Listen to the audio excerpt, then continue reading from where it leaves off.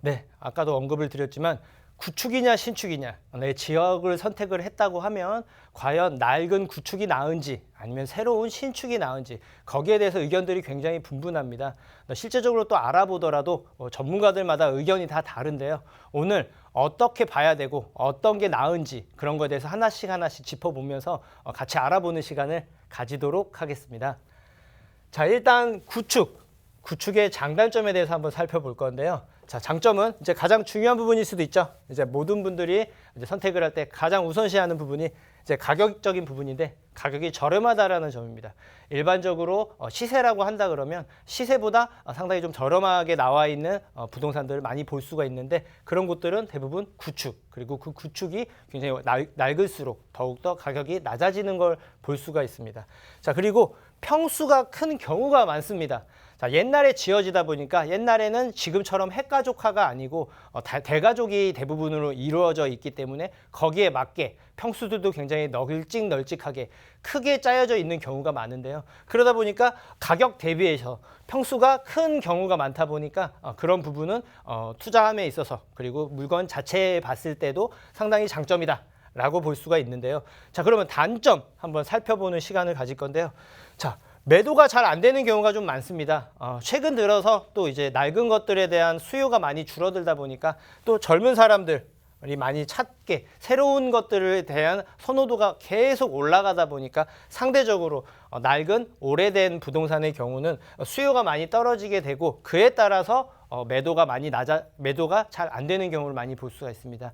예를 들면 주차 공간이 협소하다던가 아니면 엘리베이터가 없다던가 이런 부수적인 부분으로 인해서 사람들이 많이 찾지 않는 경우가 많고 그러다 보니 매도가 잘 안 이루어지는 경우가 많고 그러다 보니까 마찬가지로 매매가 상승폭이 낮은 경우가 많이 발생을 한다는 거죠. 지금 부동산이 화랑기고 지금 전체적인 시장들이 상대적으로 상승기에 있다고 하더라도 상승폭이 신축의 여타의 다른 곳들에 비해서 이제 오래된 구축의 이제 부동산들은 상승폭이 굉장히 낮은 경우를 많이 볼 수가 있습니다. 아무래도 수요가 많이 없다 보니까 상승폭이 많이 낮다라고 보는 점이 하나의 중요한 단점이 될 수가 있고요. 그리고 아무래도 전세금이 낮아 투자금이 굉장히 높은 경우가 많고 또 수리비나든가 추가금, 추가적으로 뭐가 고장나거나 지불해야 되는 비용들이 계속 발생하는 경우들이 많은 게 하나의 큰 단점입니다. 전세금이 낮다는 말씀은 곧 실거주를 하려는 사람들조차도 우선순위가 아니다 보니까 깨끗하고 마음에 드는 뭐 지역이나 아니면 그 부동산 안에 새로운 것들을 찾기를 원하기 때문에 그런 부분에 있어서 상대적으로 취약한 그리고 굉장히 좀 낡았다고 인식이 되어 있는 구축들이 사람들이 많이 안 찾으니까 전세가가 그만큼 떨어지거나 상대적으로 낮게 평가되어 있는 경우가 많습니다. 그에 반해 매매가는 시세라는 게 존재를 하기 때문에 전세가는 낮은데 매매가는 높은 경우가 많아서 투자를 계획하는 사람들의 경우는 전세를 끼고 갭 투자라고 이렇게 준비를 하는 경우들이 많은데 의외로 투자금이 굉장히 높은 경우가 많습니다. 그리고 수리비, 추가금 계속되는 비용들이 지출되는 경우가 많다 보니까 그런 부분이 이제 투자자의 수요도 많이 줄게 되고 그런 부분이 이제 큰 단점 중에 하나로 작용을 한다는 부분이 있습니다. 자, 그렇다면 신축을 한번 살펴볼게요. 신축의 장점은 뭐가 되고 또 단점은 뭐가 되는지 여러 가지가 물론 있겠지만 이제 핵심적인 부분만 요약해서 말씀을 드리려고 하는데요. 자, 수요가 많아서 가격 상승폭이 큰 편이다. 자, 아까 말씀드렸지만 젊은 사람들은 지금 본인이 마음에 드는 걸 찾는 경우가 최우선순위로 봅니다.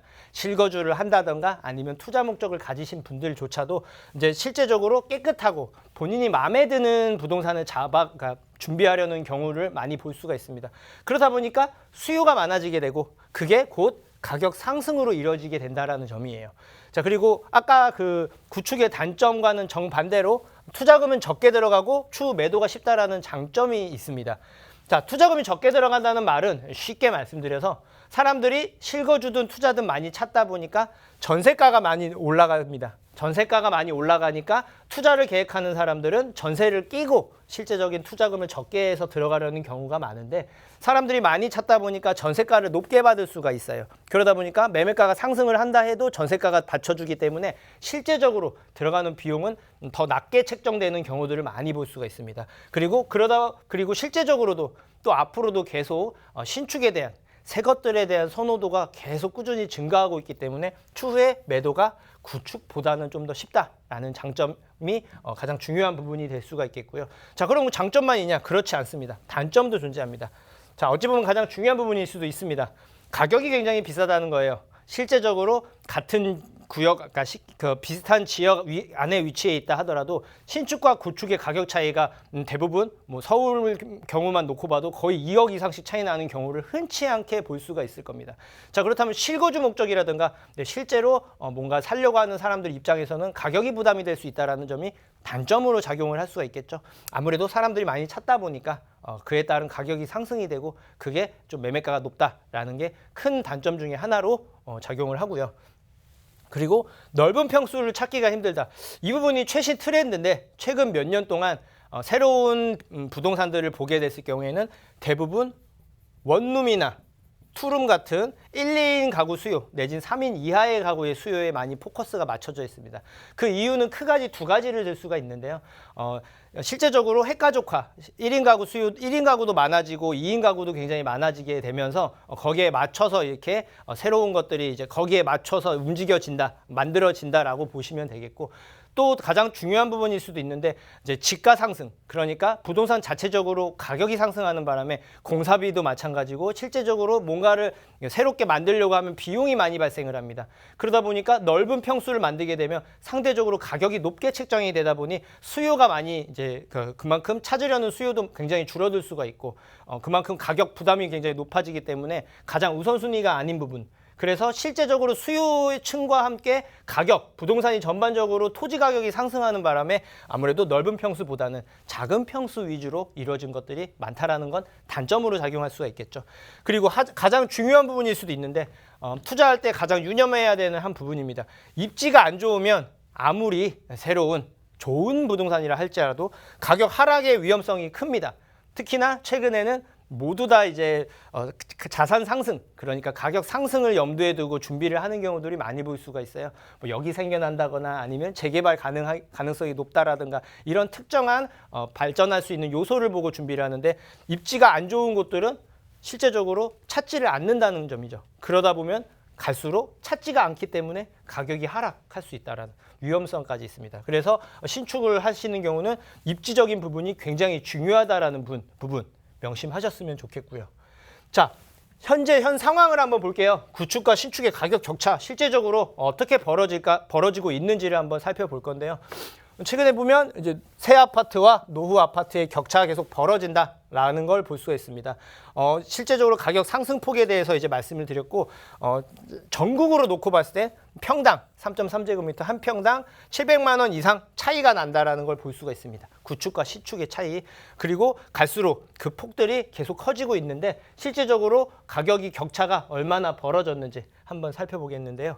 예전에 향후 2014년부터 이제 가격이 좀 전차적으로 상승기에 있었는데 그 부분에 있어서 10년 이상 10년을 넘어가는 이제 아파트를 비교를 해봤고 5년이 안 된 준공 기준으로 5년이 안 된 신축급의 아파트를 비교를 해봤더니 예전에는 가격 상승폭이 크지 않았는데 대략 평당 한 200만 원 정도 내외로 가격대가 형성이 되었는데 갈수록 격차가 벌어지고 있다는 걸 볼 수가 있습니다. 젊은 사람들의 수요, 그러니까 새로운 것을 찾는다는 선호도가 계속 증가한 영향도 있겠고요. 삶의 질이, 그러니까 이제 쉽게 말씀드려서 월급이라든가 그러니까 쉽게 벌어들이는 수입들이 굉장히 이제 좀 예전에 비해서 높아지다 보니까 삶의 질, 그리고 보는 눈들도 굉장히 높아졌습니다. 그러다 보니까 새 것들을 찾는 경향이 좀 많아지다 보니까 상승폭이 이제 격차가 갈수록 커지고 있고 추후에도 이 격차가 유지되면서 더욱더 벌어질 수 있다는 걸 여태까지 매년 흘러가는 가격 상승 흐름으로 봤을 때 유의해 볼 수가 있습니다. 자, 신축과 구축의 갭 차이가 왜 이렇게 계속 커지는 걸까요? 자, 아까도 언급드렸지만 계속 젊은 사람들이 새 주택을 가장 많이 우선적으로 찾습니다. 내가 마음에 들고 내가 편하고 내가 만족스러운 부동산을 먼저 하기를 바란다는 건 지속적으로 유지가 될 거라는 부분이 가격 격차를 계속 벌리는 가장 큰 요인 중에 하나가 될 수 있고요. 그런 부분은 아무래도 소득 수준이 높아서 아까 말씀드렸지만 삶의 질, 그리고 주변 환경, 쾌적한 부분들 이런 걸 가장 우선적으로 고려하다 보니까 가격 상승 가장 우선적으로 새 부동산들을 찾는다라는 점이에요. 아무래도 코로나19의 여파로 집 자체에 대한 가치가 굉장히 중요해졌어요. 집에 머무르는 시간도 많아지고 안에서 재택근무를 하는 사람들도 상당히 많이 늘어나게 되면서 집의 중요성이 더욱더 단기적으로는 상승을 했다라는 점이죠. 그리고 앞으로도 계속 집의 중요성이 계속 유지가 될 게 보인다는 점입니다. 어찌 보면 가장 중요한 부분이 공급 부족입니다. 자, 공급 부족이라는 게 뭔 말이에요? 쉽게 말씀드려서 앞으로 내년이든 내후년이든 새로운 아파트나 새로운 부동산이 공급이 되지 않는다라는 점이에요. 자, 그러면 쉽게 생각해 보면 새로운 게 공급이 안 되니까 새로운 것들에 대한 희소 가치는 커지겠죠. 그리고 그것들이 대부분 예측이 됩니다. 뉴스나 기사로 많이들 접해 보셨을 거예요. 그러니까 새 것들이 계속 앞으로 없어질 거다. 그러니까 지금 있는 거라도 미리 준비해 놓고 또 사람이 찾는 사람은 많은데 실제 물량은 많지가 않아. 그런 점이 또 신축에 대한 가격 상승을 더욱더 격차가 벌어졌던 가장 중요한 부분이라고 볼 수가 있습니다. 자, 그렇다면 얘기 들어보니까 구축은 가격 상승도 낮대. 그러면 당연히 신축이 사람들도 가장 많이 찾고 가장 많이 가격 상승도 볼 수 있다고 하면 당연히 신축을 해야 되는 거 아니냐라고 생각하는 사람들이 있어요. 꼭 그렇지는 않다라는 점입니다. 그 부분에 있어서는 구축과 신축이 지역에 따라서 지역의 주변 상황에 따라서 구축이 더 나은 지역이 있고요. 그리고 신축이 더 나은 지역이 있다라는 점입니다. 지역에 따라서 그리고 그 지역에서 현재 상황 그리고 미래에 계획이 되어 있거나 뭔가 계획 안에 있는 부분들에 따라서 구축이 더 유리한 지역이 있고 신축이 더 유리한 지역들이 있습니다. 구축과 신축은요. 물론 입지는 전체적으로 다 좋아야겠지만 그 입지와 그 지역 그리고 지역의 처한 상황 그리고 앞으로의 개발 계획, 발전 가능성에 따라서 우선순위가 다릅니다. 구축이 더 좋을 수도 있고 신축이 더 좋을 수도 있다라는 부분은 꼭 명심을 하셨으면 좋겠고요. 자, 그렇다면 구축은 어떻게 투자를 해야 되는지 제가 한번 방향을 잡아드리도록 하겠습니다. 자, 실제적으로 많이들 헷갈려하는 부분이 있는데 구축이 가격이 낮으니까 자금의 여력이 적은 사람들이 우선적으로 본다라고 생각하는데 반대입니다. 자금이 여력이 있는 사람들이 투자를 하는 게 더 옳습니다. 자, 왜 그러냐면요. 이 구축은 현재는 낡았잖아요. 근데 새롭게 바뀌거나 뭔가 좋아지는 걸 보고 투자를 하는 거잖아요. 자, 그렇다면 재개발이나 정비사업 등 변화가 확정돼서 진행 중인 곳들을 기준으로 삼아야 돼요. 자, 무슨 말씀이냐면 이미 확정이 돼서 재개발도 사업 시행인가 관리 처분 이런 것들이 이제 시기별로 하나씩 진행이 되는데 향후 몇 년 안에 철거가 예정되어 있는 곳들, 그러니까 확정돼서 진행을 하고 있는데 몇 년 안에 새롭게 바뀔 것들이 이미 눈에 보이는 곳들을 준비하라는 거예요. 그런 곳들은 몇 년 안에 어차피 바뀔 거기 때문에 그 안에 새 거를 살 필요가 없이 오래된 거, 낡은 것들을 하셔도 상관이 없습니다. 몇 년 안에 어차피 새롭게 바뀌기 때문이라는 점인데요. 그리고 또 재건축 가능성, 그리고 입주권 나오는 작은 부동산, 투자금이 적게 들어갈 수 있는 부분을 준비를 해야 되는 거고요. 그리고 신축은 이럴 때 투자하는 게 좋습니다. 입지가 좋은 역세권의 경우 또 실수조에 맞춘 신축 인기가 계속 지속되고 계속 찾을 거기 때문에 새로운 걸 찾아야 되고요.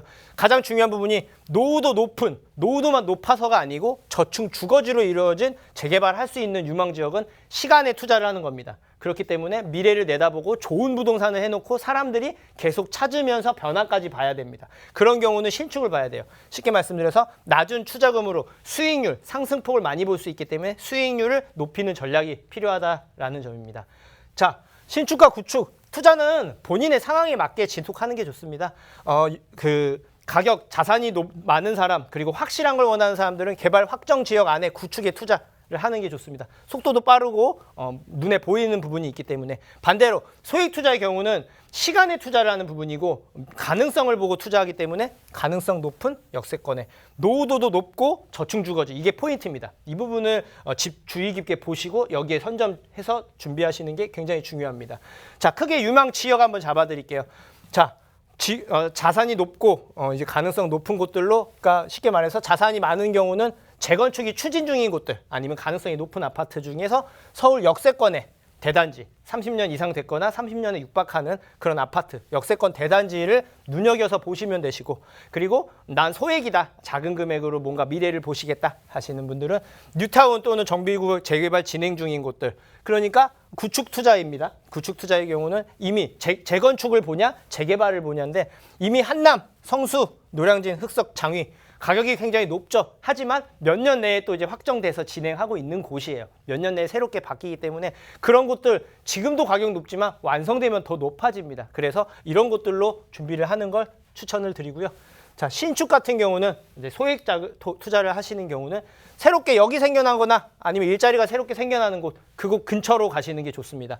뭐 GTX나 뭐 서울 견전철들, 그리고 코엑스 생겨난다고 하죠. 이런 곳들 근처를 보시는 게 첫째고, 그리고 그만큼 중요한 부분이 재개발 가능성 높은 곳, 노후화된 역세권의 저층 주거지라는 점에 포인트를 잡으시고, 여기서 한 5분 이내, 한 350m 이내예요. 500m도 아니고 더 가까워야 됩니다. 5분 이내에 노후도가 60% 이상은 돼야 됩니다. 그래야 재개발할 수 있는 최소한의 조건이 되고, 주변에 재개발, 변화까지 새롭게 있는 곳이 투자처입니다. 자, 투자는 선택이 아닌 필수입니다. 눈에 보이는 실물 자산이에요, 부동산은. 그렇기 때문에 최소 한두 개는 최소한 남들보다 실거주든 뭐든 한두 개 정도는 꼭 준비를 하시는 걸 제가 꼭 강력하게 추천을 드립니다. 지금까지 망설여서 준비를 못했던 부분들은 아마도 걱정이 많이 돼서 용기가 없어서 이렇게 준비를 못 하셨을 텐데, 노력, 뭔가 준비하려는 의지, 노력, 방향 잡고, 그리고 뭔가 이게 한번 이렇게 하려는 시간에 대한 투자도 해야 되고, 용기 없이 아무것도 얻어지는 건 없습니다. 현재 자체를 보는 게 아니고 미래에 바뀌는 걸 그릴 줄 아는 시청자 여러분들이 되셨으면 좋겠고요.